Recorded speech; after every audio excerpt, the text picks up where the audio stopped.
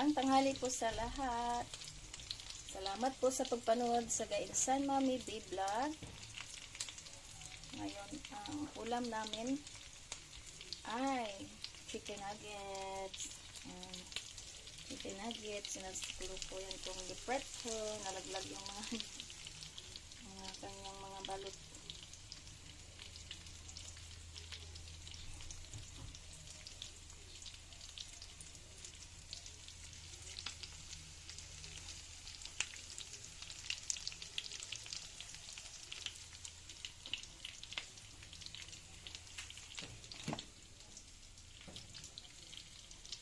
Ayan siya guys.